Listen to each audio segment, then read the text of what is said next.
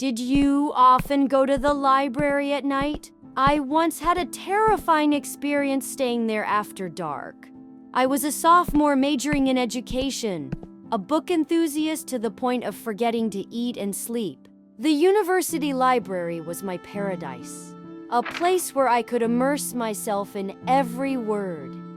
But it closed too early, and the most precious books were not allowed to be taken home. One day, while wandering between the bookshelves, I discovered a hidden corner where the security cameras couldn't reach. A bold idea struck me.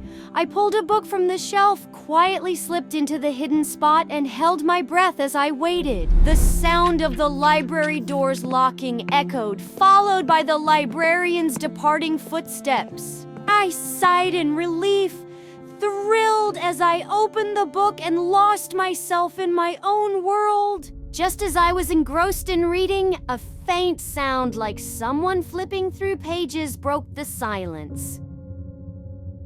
Is there still someone here at this hour? Cautiously, I got up and followed the sound, but the moment I got close, it abruptly stopped. Right then, a long, chilling whistle echoed from behind me. Under the dim moonlight filtering through the glass windows, I saw a pair of blood-red eyes staring at me. The eyes moved closer, revealing the figure of a young man with pale, ghostly skin. A shiver ran down my spine. Panicked, I screamed and turned to run. When I reached the library doors, I suddenly remembered they were locked. There was no way out. I collapsed to the floor, tears streaming down my face as I desperately cried for help. The young man appeared before me, his hollow eye sockets writhing with swarming insects. Those insects began falling onto my head, my arms. I shrieked in terror, frantically scratching at my skin to get rid of the writhing creatures. Just then, the flashlight flickered, and he vanished, leaving only the sound of rushing footsteps. My body trembled uncontrollably, my heart pounding as if it would burst from my chest. A security guard rushed in, hastily unlocking the doors and pulling me outside. Why are you here at this hour? There was a ghost inside. My entire body felt drained, the eerie sensation still clinging to me. The next day, as I sat in the cafeteria, my hands still trembled while holding my glass of water. Suddenly, Jane, a close sister figure to me, sat down across from me, her eyes filled with concern. What's wrong? You don't look well. Last night, I saw a ghost in the library. It was terrifying. Why were you in the library at night? It closes in the evening. Slowly, I recounted the entire story from the night before. She sighed deeply before revealing a chilling truth. 2 years ago, a young man had been pushed out of the library window by a group of classmates and died. But to protect the university's reputation, the school declared that he had taken his own life due to depression. The bullies escaped punishment thanks to their family's influence. After that incident, the school decided to stop allowing the library to stay open late. I haven't dared to return to the library since that night. But every time I pass by, I always feel like someone is standing inside, watching me. I grew up in a wealthy family, with both my parents being successful entrepreneurs. However, a tragedy struck, and I lost everything. My mother passed away in an accident, but less than 2 months later, my father married a woman named Lisa. At first, Lisa appeared to be a gentle and caring woman, always trying to win my father's favor. But whenever it was just the two of us, her gaze was always filled with resentment when she looked at me. One day, as I was walking down the hallway, I accidentally overheard her talking to someone on the phone. I have to get rid of that boy, Daniel, first. He could interfere with my plans. I felt my heart stop, a wave of fear spreading through me. Why would she want to do this to me? I immediately told my father, but he said I must have misheard and was imagining things. His reaction left me feeling disappointed, as if my fears didn't matter at all. With no one to confide in, I went to find my cat, but I was horrified to see it lying motionless in the basement. I froze in shock and rushed to its side. There was a deep cut on its neck, almost severing its head. Suddenly, a rope tightened around my neck, pulling so hard that my lungs felt like they were on fire. I will make you disappear. I struggled desperately, but the rope only tightened further, making me feel dizzy. With all the strength I had left, I threw my head back, striking Lisa's stomach. She stumbled backward, loosening her grip just enough. Taking the chance, I quickly pulled the rope off my neck and turned to glare at Lisa in anger. What are you doing? Why are you doing this to me? You've been in my way for too long. I don't want to see you anymore. You were the one who killed my cat? That's right.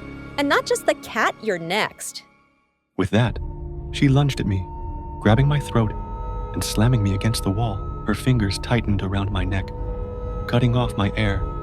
My breaths became short and ragged. Clenching my fist, I used all my strength to punch her directly in the eye. She cried out in pain and loosened her grip. Seizing the opportunity, I kicked her away and lunged for a hammer on the nearby shelf. Stop! Don't come any closer!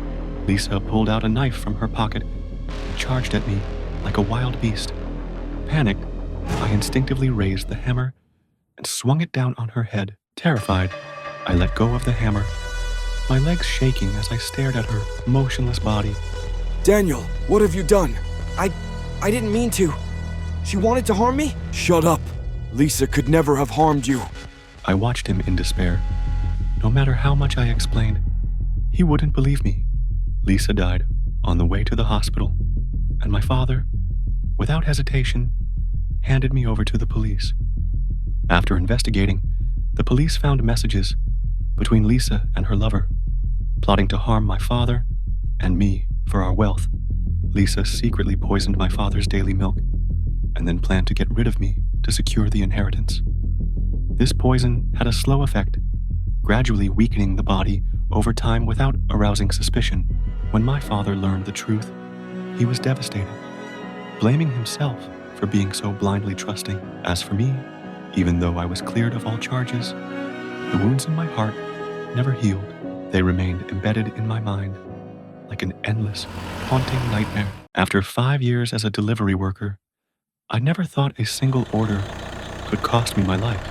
That night, close to midnight, I received an order for 2 servings of chicken rice. The delivery address was a house on the outskirts of the city. Even though I had a bad feeling about it, I had not received a single order all day, so I gritted my teeth and accepted it. When I arrived, I saw an old, desolate house standing alone in the middle of the woods. A cold gust of wind blew against me, sending shivers down my spine.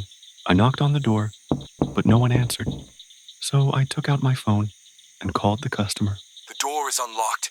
Bring it inside. I hesitated, but pushed the door open. The musty smell immediately filled my nose, making me grimace. The air inside was cold, as if no one had lived there for a long time. I have your delivery. Is anyone here? At that moment, the sound of a knife chopping down on wood, thick, heavy, and sharp, resounded from a room inside.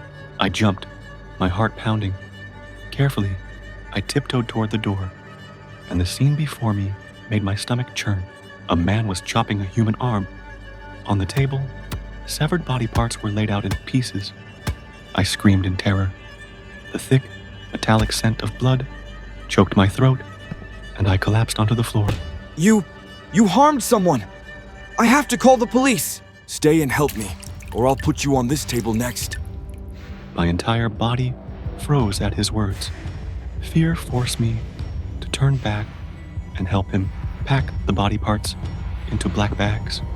Each time my hands touched the cold, lifeless flesh, it felt as if thousands of insects were crawling over my skin. After we finished cleaning up, he ordered me to dispose of the black bags.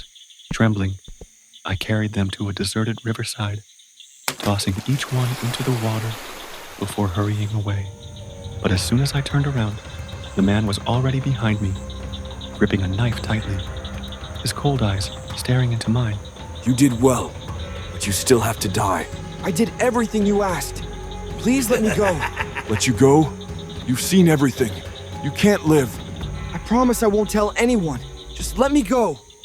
The only way to keep a secret is to take it to the grave.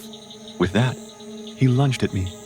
I dodged just in time, the blade grazing my arm and burning my skin. Enraged, he raised the knife again, his grip tightening as he thrust forward. On reflex, I grabbed his wrist, stopping the blade just inches from my face. His strength was terrifying. I used all my force to shove him back, making him stumble. Seizing the moment, I grabbed a rock from the ground and hurled it at his head. He cried out in pain, clutching his head as he staggered. I sprinted to my car, speeding away as I called the police. But by the time they arrived, the man had disappeared without a trace. A few days later, I returned home only to be greeted by a horrifying sight. A bloodied human arm lay in the middle of my floor. On the wall, a message was scrawled in dark red blood. You will have to disappear. Did you really think you could escape me? I spun around, locking eyes with the man. He aimed a gun at my head. Please, I'll give you anything you want. I want your life. In that instant, I grabbed his wrist, struggling to wrestle the gun upward. A gunshot rang out. The bullet struck the ceiling, sending dust falling around us. I jolted, loosening my grip, and he kicked my stomach hard, sending me crashing to the floor. I tried to push myself up, but before I could, his heavy foot slammed down onto my chest, pinning me against the cold tiles. Don't waste your strength. You won't escape. At that moment, my hand brushed against my phone in my pocket. Without hesitation, I yanked it out and hurled it at his face. With every ounce of strength left in me, I scrambled up, shoving him aside as I dashed toward the door. But before I could get far, a gunshot rang out. A searing pain shot through my leg, and I collapsed onto the floor. You little rat. Let's see where you'll run now. I refused to give up. Gritting my teeth, I crawled forward. Another shot rang out, piercing my other leg. I screamed in agony as my body convulsed and the world blurred. Say goodbye to the world. Suddenly, the door burst open with a loud bang. The man froze, eyes widening in shock. Before he could react, a bullet shot straight into his chest. Dark red blood slowly spread across his shirt. Police officers swarmed in, surrounding the house. I exhaled shakily, my body going limp as I shut my eyes in relief. It was finally over. I was rushed to the hospital, my legs soaked in blood. Though the killer was dead, the memory of that night haunted me every second of my life. The images replayed in my mind like a never-ending horror film with no escape. I never used to believe in ghosts, but that no longer mattered after what I had experienced. Hello, my name is Doris. I am 25 years old, and the story I am about to tell has haunted me ever since. Back then, my mother fell seriously ill and had to be hospitalized. Worried about her, I stayed at the hospital to take care of her. She was placed in an old room at the end of the hallway. The doctors didn't want her to stay there, but the hospital had run out of rooms. I didn't think much of it. After all, every hospital had old rooms, didn't they? But on the very first night I stayed, I began to feel that something was wrong. As I was about to close my eyes, a strange sound came from the bathroom. At first, it was just a light movement, as if someone inside was trying to open the door. But then, it turned faster, stronger, until the door burst open with a loud click. I swallowed hard and stepped forward to check. There was no sign that anyone had just been in there. Shaking my head, I told myself that I was just too tired and imagining things. But just as I turned away, a sob echoed. A faint, mournful sound that sent chills down my spine. It came from the very same bathroom. My heart pounded as I looked back inside. Yet there was no one there. When I glanced at the mirror above the sink, I saw a child. Pale skin, hollow eyes, weeping blood. Suddenly, a chorus of laughter rang out, filling the room as if dozens of children were laughing at once. I stumbled back, my heart racing, and hastily flipped the light switch. The boy and the laughter vanished. At that moment, the door to the room swung open. A pregnant nurse walked in to check my mother's temperature. She was thin, her face pale, and her uniform looked worn as if it had been used for a long time. I glanced at the clock on the wall, feeling strange. Wasn't it too late for rounds? The nurse smiled gently and said, Hello, I'm here to check the patient's temperature. I returned her smile and asked, I see, but you're still working this late? She smiled again. It's our responsibility after all. As she took my mother's temperature, she told me a story about this room. She said that about 10 years ago, a nurse had secretly aborted her child in that very bathroom. Overcome with guilt, she had jumped out of the window. Her body was found in the parking lot the next morning. Hearing this, I immediately told her about what I had seen earlier in the bathroom. She listened, then smiled and said, Perhaps the boy was the spirit of the unborn child. I quickly asked, How do you know that? She chuckled and said, I made it up. With that, she left the room, leaving me in suffocating silence. Just then, I noticed a drop of blood slowly trailing down her leg. Panicked, I rushed to the door, intending to call her back, but the hallway was empty. Not a soul, not a single sound. I stood frozen, a chill creeping down my spine, making the hairs on my neck stand on end. When I returned to the room, my mother was fast asleep. I lay down on my bed, but no matter how much I tried, I couldn't sleep.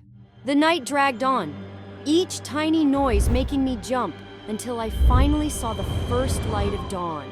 When the doctor came to check on my mother, I told him everything that had happened the night before. He listened, his eyes thoughtful but not surprised. Then he said slowly, There have been many rumors about this room, but there is no pregnant nurse working at our hospital. My chest tightened, my mind swirling with confusion. Then who was she? A shiver ran through me. Could she have been the nurse who had aborted her child and jumped from the window? The following days, everything seemed to return to normal until my mother was discharged. As I helped her out of the room, I instinctively turned back, and I saw the nurse standing by the window, holding a baby in her arms. Panicked, I rubbed my eyes. But when I looked again, she was gone, as if she had never been there.